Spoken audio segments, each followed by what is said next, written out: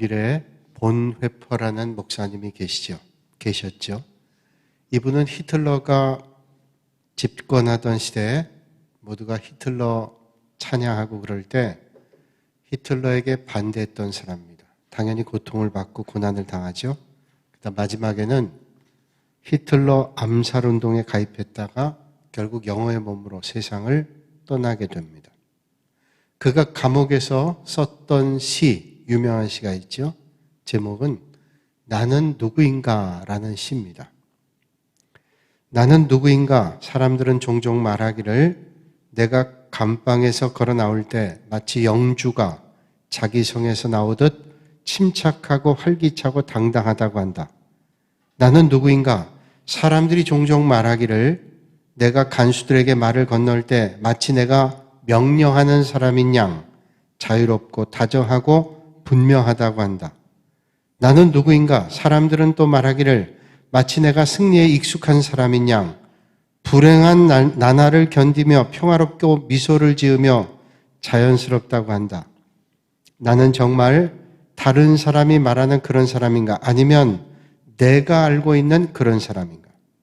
세장에 갇힌 새처럼 불안하게 뭔가를 갈망하다가 병들고 목이 졸린 사람처럼 숨가쁘게 몸부림치고 색깔과 꽃과 새소리를 그리워하며 친절한 말과 인간다운 친근함을 그리워하고 사소한 모독에도 분노에 떨며 큰 사건을 간절히 기대하고 멀리 떨어진 친구를 그리워하다 낙심하며 슬퍼하고 기도하고 생각하고 글 쓰는 일에 지쳐 허탈에 빠지며 의기소침하여 모든 존재들과 작별하려는 그런 존재. 나는 누구인가? 전자인가? 후자인가? 오늘 이런 인간, 내일은 다른 인간인가? 타인 앞에서는 위선자이고 자기 자신 앞에서는 경멸할 수밖에 없는 가련한 존재. 나는 누구인가? 이 고독한 질문이 나를 비웃는다. 내가 누구인지 오 하나님 당신만 아십니다. 나는 오직 당신의 것입니다. 나는 누구일까요? 이 질문처럼 오늘 하나님 말씀에 나 스스로를 비춰볼 수 있는 은혜의 시간이 되시기를 주님의 이름으로 축복합니다. 오늘 본문 말씀은 바리새인과 세리가 성전에 올라 기도하는 그런 내용의 말씀이죠. 그런데 오늘 말씀은 기도에 대한 말씀이 아니고 겸손에 대한 말씀을 우리에게 주고 있습니다. 하나님 앞에 어떤 존재인가를 말씀해 주시는 말씀입니다. 여러 해 전에 제가 들은 얘기입니다. 한 중직자 후보가 선거가 끝난 다음에 그분이 피택이 되지 않았습니다. 그가 누군가에게 이런 말을 했다는 얘기를 제가 전해 들었습니다. 그분이 말씀하기를 사람들이 도대체 왜 나를 안 찍는지를 모르겠다는 거예요. 그 말을 가만히 생각하니까 사람들이 왜 나를 안 찍는지 모르겠다. 그 말을 듣는 순간 제 느낌은 그분 참 한참 멀었다. 그런 생각이 들었어요. 한참 멀었구나. 겸손이라고 하는 게 뭘까요? 오늘 본문에 두 사람이 등장합니다. 바리새파 사람이죠. 바리새인이라고 말합니다. 또 한 사람은 유대인들에겐 너무도 싫은 존재, 미움의 존재였던 세림, 두 사람이 등장하죠. 바리새인들은 주전 2세기 말에서부터 주후 1세기 말까지 팔레스틴 땅에서 활발하게 활동했던 종교적인 지도자요, 율법의 해석가요, 상당한 영향력이 있던 그런 사람들입니다. 또 한 사람은 유대 사회에서 누구도 좋아하지 않고 경멸하고 악하고 사람을 속이는 죄인들의 대명사라고 불리우는 세리였습니다. 이 둘이 무리에 섞여서 하나님께 기도드리기 위해서 성전을 향했습니다. 예수님 당시에 유대인 남자들은 하루에 3번 기도했죠. 아침 9시에, 그리고 낮 3시에, 그리고 해가 떨어질 때인 저녁 6시입니다. 경건한 유대인들은 날마다 기도하기 위해서 성전에 올라갔습니다. 아마도 경건한 유대인이었던 바리새인은 정기 기도 시간을 빼먹은 적이 없었을 것입니다. 어떤 일이 있다 할지라도 그 시간을 어겨본 일이 아마도 없었을 겁니다. 요즘 말로 한다면 그 기도 시간을 빠뜨리고 외국에 여행 간 적도 없을 것입니다. 그 기도 시간을 지키기 위해서 아무리 중요한 운동 경기를 텔레비전에서 중계한다 할지라도 그 경기를 보기 위해서 기도 시간을 빠뜨린 적도 없었을 것입니다. 전혀 동요함이 없이 늘 기도하러 갔던 그런 사람이었습니다. 그런 자신을 자랑스럽게 생각했고 기도 시간을 빼먹는 사람을 한심하게 생각했습니다. 그것이 만족이고 기쁨이고 자랑이었습니다. 사실 얼마나 경건한 모습입니다. 그렇게 바리새인은 당당하게 성전을 향해 갔습니다. 그런데 그 바리새인의 그런 신앙은 일종의 빛나는 배지와 같았습니다. 가슴에 붙이고 다니는 배지와 같은 그런 신앙이었습니다. 국회의원들도 가슴에 배지를 답니다. 권세와 특권의 상징이죠. 국회의원은 우리가 텔레비전에서 보는 사람, 아는 사람도 있지만 사실은 많은 분들을 알지 못하잖아요. 근데 가슴에 국회의원 배지가 있으면 하다못해 도의원, 시의원도 배지를 달잖아요. 그러면 얼마나 명예와 권세를 나타내요. 저는 그걸 볼 때 그런 생각합니다. 저분들이 양복을 바꿔 입고 나올 때는 그것도 일일이 다 빼가지고 갖다 붙이느라고 애쓰겠다. 그래도 갖다 붙입니다. 왜? 권세와 자랑, 특권입니다. 단테의 신곡의 지옥편을 보면 단테가 지옥의 6번째 구덩이를 지나갈 때 화려한 황금 외투를 입은 사람들을 보게 됩니다. 지옥에 이런 화려한 황금 외투를 입고 있다니 가만 봤더니 그것은 황금 외투인 줄 알았더니 단지 눈에 보이는 착시 현상이었어요. 더 자세히 보니까 그 황금 외투가 아니라 납덩어리를 옷에 주렁주렁 달고 있는 겁니다. 아니 그냥 옷을 입고 있어도 무거운데 납덩어리가 달린 옷을 입고 있다니 이해가 되지 않았어요. 그래서 그를 인도했던 베르길리우스라는 사람, 로마의 시인이죠. 단테 신곡에 등장한 사람. 그분에게 물었습니다. 아니 저 사람은 왜 저 사람들은 저 무거운 납덩어리를 옷에 붙이고 있습니까? 힘든데. 그때 베르길리우스가 이렇게 말하죠. 저 사람들은 이 세상에 있을 때 자기 자랑과 허영으로 욕심을 채운 사람들입니다.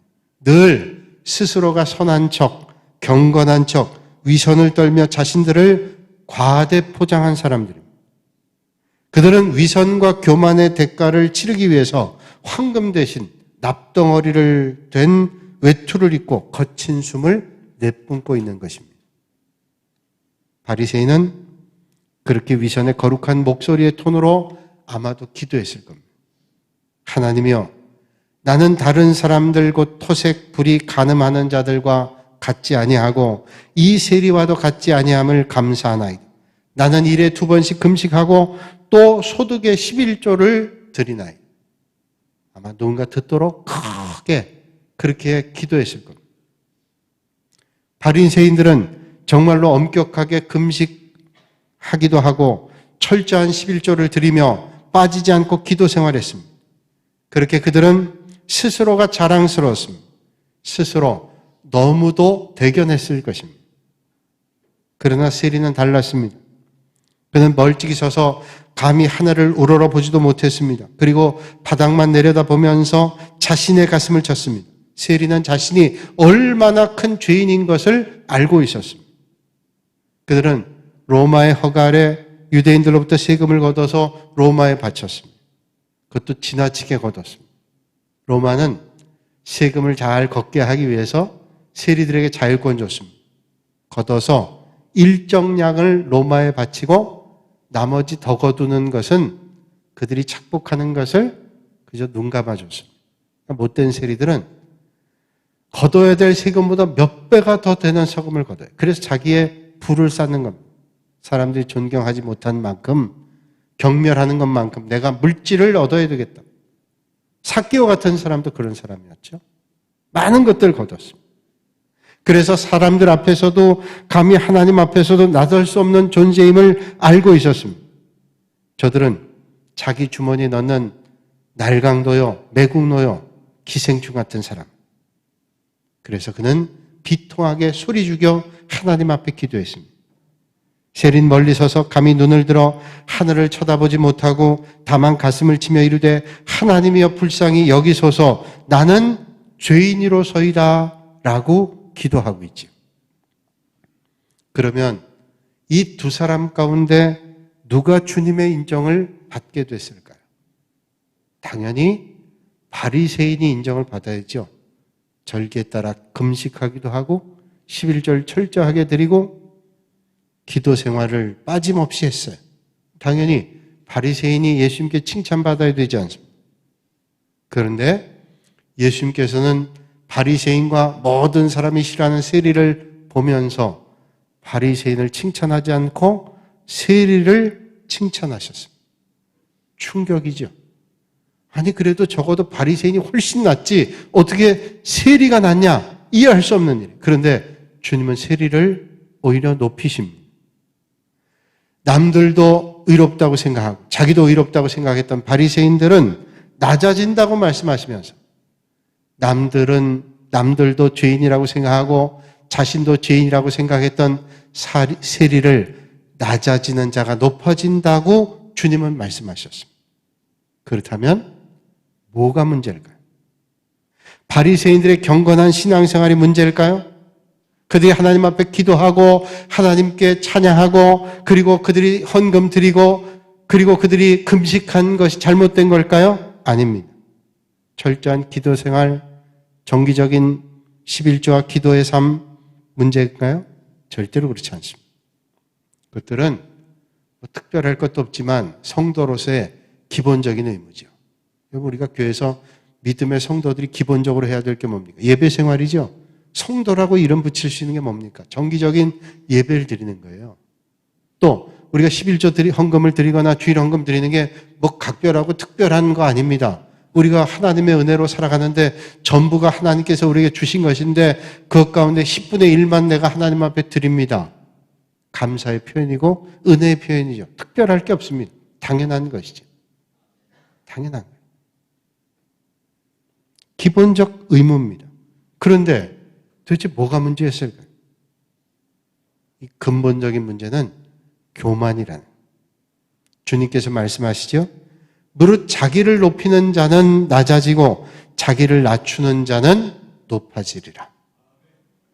바리새인의 문제는 뭐예요? 높이는 겁니다. 자기를 배지를 달고 나는 이런 믿음 생활에 이게 교만이라.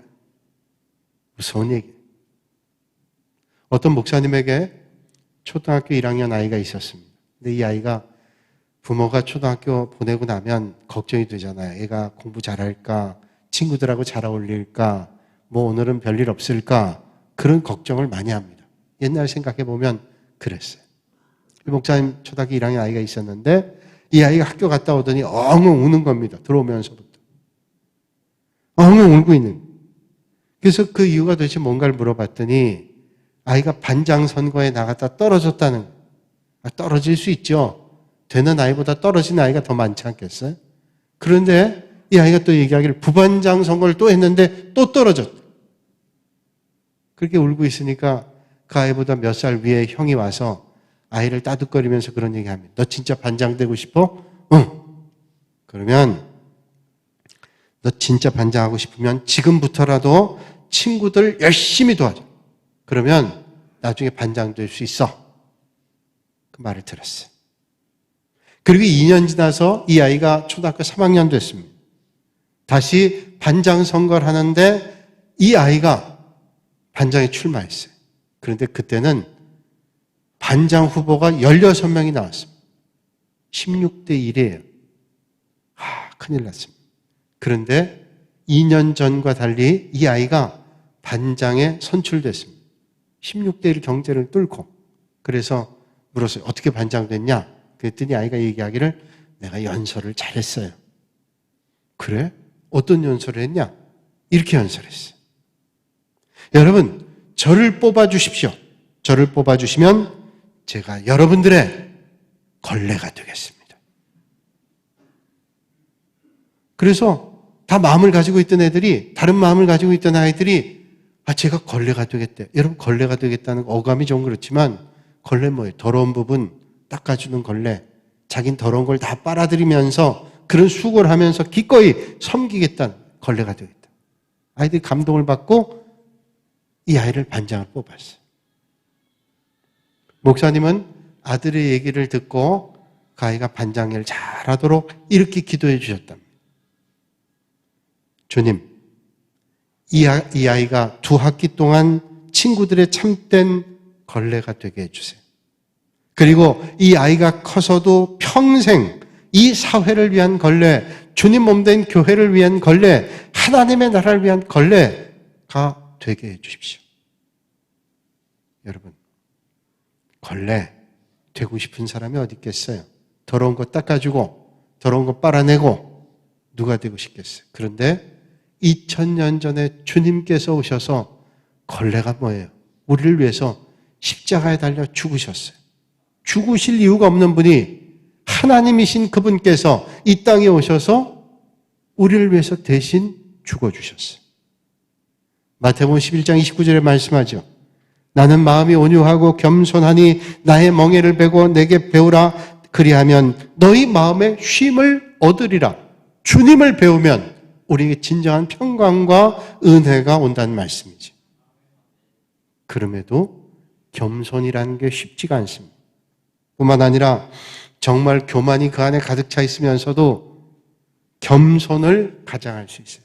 뿐만 아니라 다른 사람이 다 교만하고 하다고 하는데도 자기는 겸손한 줄로 착각할 수도 있습니다. 미국의 어떤 기관에서 미국의 목사님들 대상으로 1년에 한 분씩 가장 겸손한 목사님을 뽑아서 메달을 수여하곤 했답니다. 어떤 교회 목사님께서 그 메달을 받으셨어요. 미국의 수만 명의 목사님 가운데 가장 겸손하신 목사님, 그런 분이셨어요. 얼마나 큰 영광이에요. 겸손함으로 우리가 상을 받는다. 하나님 주시는 상, 그거에 비교할 수 없지만 그래도 사람들이 겸손하다고 인정해 주니 귀한 일이잖아요. 그런데 그 귀한 메달을 받았는데 그 다음 주일날 그 메달을 회수당했답니다. 아니, 받은 게 한 주일 됐는데 왜 그 다음 주간에 회수가 됐을까요? 그 메달을 이 목사님이 주일날 설교 때 메고 오셨대요. 나는 겸손한 목사입니다. 다는 순간 겸손은 멀어요. 그 회수됐대요. 여러분, 겸손이라는 게 뭘까요? 겸손은 자기를 비하하거나 자신감이 결여된 마음 아닙니다. 난 이것도 못해 저것도 못해. 그게 겸손일까요? 나는 아무것도 아니야. 그게 겸손일까요? 겸손은 유약한 성격이나 우울한 기질을 말하는 거 아니에요. 늙어도 침침해요. 힘이 없어요. 그 겸손일까요? 타이런 에드워즈라는 사람은 겸손을 이렇게 얘기했습니다. 겸손은 하나님께서 우리를 보시는 것처럼 우리 자신을 평가하는 것이다. 겸손은 하나님께서 우리를 보시는 것처럼 우리를 평가한다. 뭐예요? 하나님 앞에 선 존재로 사는 거예요. 여러분, 어떤 존재가 하나님 앞에 교만할 수 있어요? 하나님 앞에 선 존재처럼 자신을 평가하는 인생, 그게 하나님 앞에 겸손한 인생이지. 미국의 타임지, 유명한 신문이죠. 포춘지라고 하는 발행인이었던 헨리 루스라고 하는 사람이 이런 말을 했습니다. 한 사람의 인생은 한 권의 책이 아니라 단 한 줄의 문장으로 기억된다. 그렇죠. 딱 맞는 말입니다. 어떤 사람의 인생을 우리가 논할 때 한 권의 책을 망라하면서 얘기하잖아요. 이 사람이 이것도 했고 저것도 했고. 아니요. 그 사람의 떠오르는 이미지가 하나 있어요. 그 사람은 정말로 주님 몸된 교회를 사랑했던 분이야. 그분은 정말로 주님 나라를 위해서 해처럼 빛난 사람이지. 우리가 세상에도 얘기하잖아요. 조지 워싱턴은 미국의 독립의 아버지라 그러고 링컨은 노예 해방의 기수라고 한마디로 얘기하고, 마틴 루터 킹 주니어 목사님은 흑인 인권 운동의 선구자라고 하고, 그리고 바로크 시대의 작곡가인 바흐와 핸델은 음악의 아버지와 어머니라고 말하잖아요. 우리 날마다의 삶을 우리는 평가받고 있죠. 우리 스스로 생각해 봐야 됩니다. 나는 어떤 사람인지, 다른 사람들이 나를 한 문장으로 얘기한다면 뭐라고 얘기할는지, 그리고 하나님 앞에 나는 어떤 존재로 평가받고 있는지, 오늘 우리는 하나님 앞에 어떤 사람일까요? 바리새인 쪽이 가까울까요? 아니면 세리 쪽이 가까울까요? 어릴 때부터 천재로 불리던 소년이 있었습니다. 늘 이 아이는 상승 곡선을 타고 있었어요. 인생은 항상 오르막길이었어요. 많은 사람이 기대했던 대로 하버드 대학 교수가 될 정도로 아주 명석한 그런 사람이었어요. 그가 쓴 30여 권이 넘는 책들은 전부가 베스트셀러가 됐습니다. 그를 만나기 위해서 많은 사람들이 모여들었습니다. 그는 인기도 얻고 명예도 얻고 부와 많은 것들을 갖추었습니다. 누가 봐도 성공한 사람이고 부족한 게 없었습니다. 그러던 어느 날 정신지체 장애아였던 아담이라고 하는 아이를 만나서 이 사람의 인생이 바뀌었어요. 그리고 이 아담과 비슷한 아이들을 돌보기 위해서 하버드 대학 교수를 그만두고 이 아이를 돌보는 것으로 삶을 지냈습니다. 주변에 그를 알고 있던 사람 얘기했어요. 도대체 왜 그러나? 그 아이들을 돌본 사람 많아. 그리고 당신 같은 수재가 그 아이들 돌보는 것보다 학생들 가르쳐서 똑똑한 아이들을 더 훌륭하게 만들면 사회에 기여하지. 왜 그런 일 하나? 하는 사람들이 있고, 또는 위선이다 저거. 다 갖췄더니 이제는 저 위선을 떠는구나 하고 비난하고 조롱하는 사람이 있었어요. 아무 말도 안 했어요. 이분은 아무 말도 하지 않았어요. 변명도 대답도 하지 않았어요. 그리고 세월이 흘러서 책 한 권을 썼습니다. 그 책은 In the Name of Jesus라는 책. 우리나라에도 번역돼 나왔는데 예수의 이름으로. 이 책을 쓴 분은 헨리 나우엔이라고 하는 영성 신학자입니다. 이분이 그의 책에서 이런 말합니다. 자신이 왜 그 정신 장애를 가지고 있는 정신 박약 아이들이 있는 데서 이런 삶을 살게 됐는지, 자신이 오르막길 갈 때 성공과 칭찬을 받으며 살아갈 때 예수님께서 보이지 않았답니다. 그런데 그가 세상에서 소외받은 그 아이들을 만날 때 그때 비로소 예수님이 보이기 시작했다. 올라갈 때, 성장할 때, 성공할 때, 많은 사람들이 칭찬하고 우러러볼 때 그땐 예수님이 안 보였대요. 그런데 내려가서 그 아이들을 대할 때 예수님이 보였대요. 그러면 당연한 거 아니에요? 예수님을 만나러 가야지. 자기는 누구에게 위선을 떨기 위해서, 자기의 명예를 더 높이기 위해서 아니라는 거지. 그 당시에 바리새인들은 많이 받은 사람, 말하자면 오르막길의 최정상을 달렸던 사람. 그 당시에 바리새인들은 존경받던 사람이고 상당한 유대교의 영향력이 있던 사람이고 엘리트 그룹, 엘리트의 사람. 그러므로 하나님께 더 감사하고 겸손하게 섬겨야 될 사람들이었습니다. 그러나 그들은 그것이 자랑거리 뿐이었고 그렇지 못한 사람을 정죄하거나 멸시하는데 정력을 다 썼어요. 내가 이렇게 자랑스러운데 배지를 달고 내 배지를 누가 봐주나? 그리고 그렇지 못한 사람들 정죄하고 비난하고 멸시하는 것에 그들의 마음이 있었어요. 여러분, 오늘 이 아침에 예배드리는 여러분 가운데 많이 받은 분들이 계십니까? 좋은 가문에서 태어나고 흔히 세상에 말한 대로 금수저 가문에 태어났어요. 또 좋은 학교를 나오고 훌륭한 직장 다니면서 많은 재능을 가지고 게다가 신체 조건도 뛰어납니다. 많은 경험하기도 하고 종교적 열심이 남다르다면 여러분 정말로 많이 받으신 분들, 아니 그 가운데 몇 가지, 한 가지만 받았다 할지라도 받은 거예요. 그런데 기억하세요.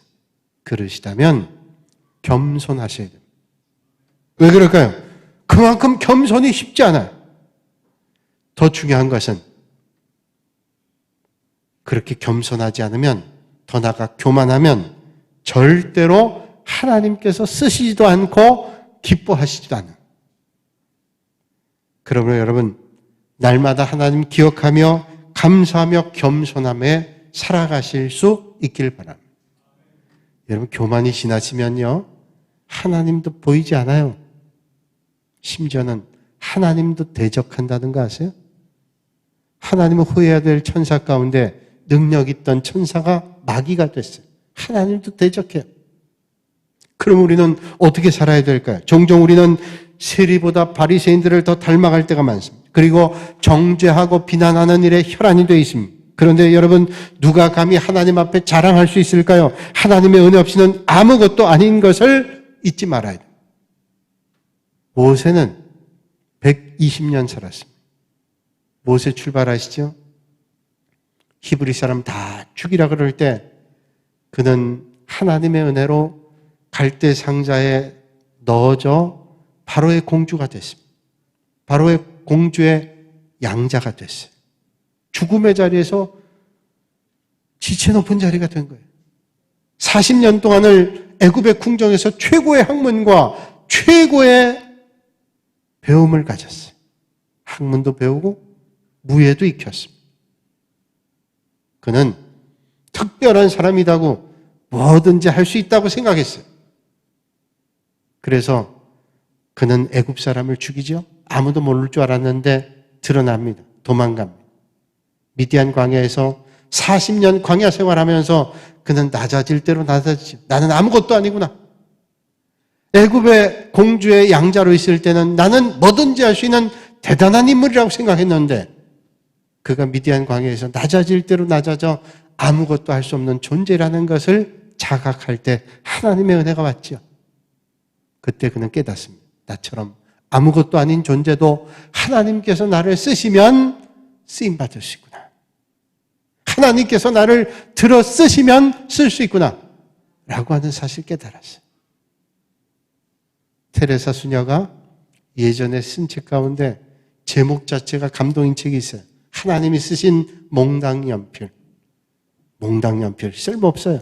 더 이상 쓸 수 없어요. 그런데 하나님이 쓰시면 위대한 연필이 되는. 단테의 신곡에 한 번은 단테가 연옥에 가서 구경해. 연옥은 뭐예요? 가톨릭 교회가 연옥은 천국과 지옥을 갈라서는 중간 지점을 얘기하죠. 연옥을 갔는데 그 연옥의 한 구퉁이에 사람들이 모여있는데 다 허리를 굽히고 있더랍니다.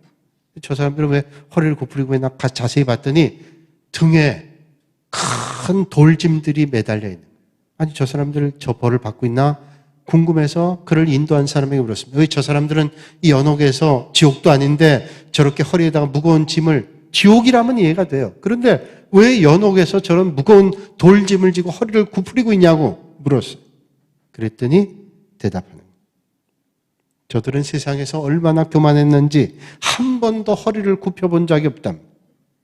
그런데 천국에 올라가려면 문턱이 너무 낮아가지고 허리를 꼿꼿이 세우고는 절대로 들어갈 수 없어요. 그래서 허리를 굽혀보지 않은 사람이 허리를 굽히는 연습하기 위해서 무거운 돌짐을 메고 굽힌다. 혹시나 그러면 천국에 들어갈 수 있을까?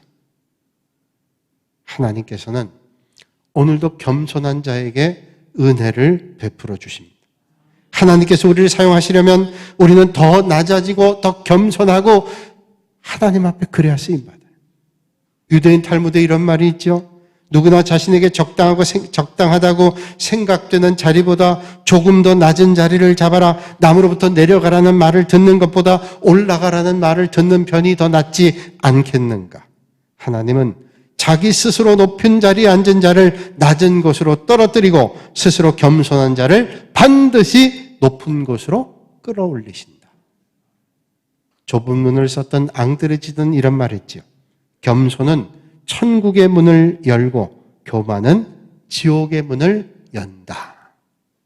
여러분, 오늘 이 아침에 영원한 천국을 소망하며 겸손함으로 하나님의 은혜를 만나시는 여러분들이 되시기를 주님의 이름으로 축복합니다. 어떤 가정에 말로는 한 번도 져본 적이 없는 초로의 할머니가 계셨어요. 아주 똑똑한 며느리를 받았습니다. 이분은 소위 말하면 말빨이 센 할머니예요. 아무도 그분하고 싸워가지고 이긴 사람이 없어요. 얼마나 말은 센지. 그 집에 며느리 가니까 걱정한 거예요. 사람들이 야, 저 며느리 이제 큰일 났구나. 그랬어요.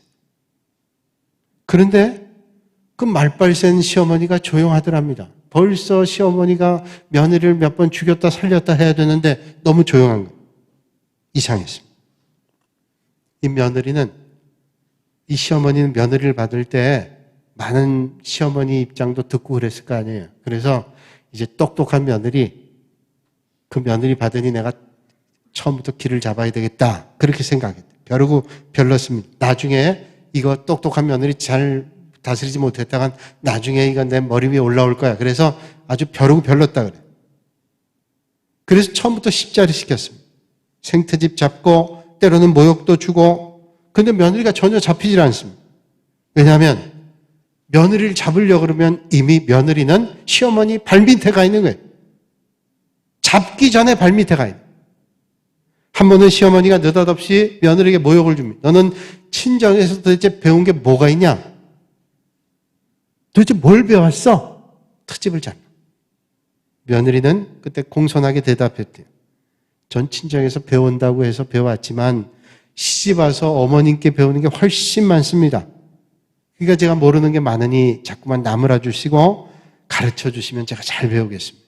그러니까 잘 배우겠다는데 자기가 배우려고 배우고 왔지만 어머니한테 더 많이 배운다니까 할 말이 없잖아요. 또 한 번은 이렇게 얘기해요. 너 그것도 모르면서 명문대학 나왔다고 그렇게 제세떠냐? 그것도 생태집이죠. 그렇게 모욕을 줬어요. 그렇지만 며느리가 웃으면서 이런 말을 했답니다. 요즘 대학 나왔다고 해봐야 옛날에 초등학교 나온 것만도 못해요. 제가 어머니 지혜를 따르려면 대학 10개를 나와도 못 따릅니다. 이러니까 뭐 말거리가 되겠어요. 매세 이런 식이니까 시어머니가 아무리 모욕을 주고 뭘 해도 안 되는 거예요. 뭐 말대꾸라도 하면 뭘 좀 혼내겠는데 말대꾸도 안 하죠. 미리 그러죠. 나중에 시어머니가 다 포기했답니다. 네가 졌으니까 집안일 네가 알아서 해라. 그렇게 했다 그래요. 여러분, 내려간다는 게 쉬운 일일까요? 높아져 있는 사람이 내려가는 게 쉬울까요? 많이 배우고 똑똑하고 많은 걸 가지고 있는 사람이 겸손의 자리에 온다. 힘들 거예요. 근데 아무것도 없는 사람이 내려오는 건 더 힘들 거예요. 그런데 여러분, 주님은 말씀하잖아요. 내려가는 것이 올라가는 것이다. 낮아지는 것이 높아지는 것이라고 주님 말씀합니다. 여러분, 하나님께서 우리가 더 의롭기 때문에, 우리가 더 똑똑하기 때문에, 우리가 더 가진 것이 많이 있기 때문에 하나님께서 우리를 사용하지 않으십니다. 오히려 우리가 더 약해지고 더 낮아지고 더 겸손해질 때 하나님께서 우리에게 은혜를 베풀어 주시고 우리를 사용해 주십니다. 오늘도 주님 앞에 상하고 애통하는 심령으로 주님을 간절하게 찾으실 수 있는 여러분들이 되시기를 바랍니다. 하나님이여, 불쌍히 여기소서. 나는 죄인으로서이다. 하나님이여, 나를 불쌍히 여기소서. 그런 믿음의 고백을 하나님 앞에 아름답게 쓰임받으시는 여러분들이 되시기를 주님의 이름으로 축원합니다. 거룩하신 아버지 하나님, 하나님께서 우리에게 많은 걸 베풀어 주셨는데 깨닫지 못하고 교만하고 마음대로 살아갈 때가 너무도 많았음을 아버지 앞에 고백합니다. 겸손하게 주님의 은혜를 따를 수 있는 믿음의 길 걷게 하시고 남을 정죄하거나 비난하는 인생 아니라 칭찬하고 세워주고 높여주는 믿음의 길 걷게 하여 주시옵소서. 예수님의 이름으로 기도하옵나이다. 아멘.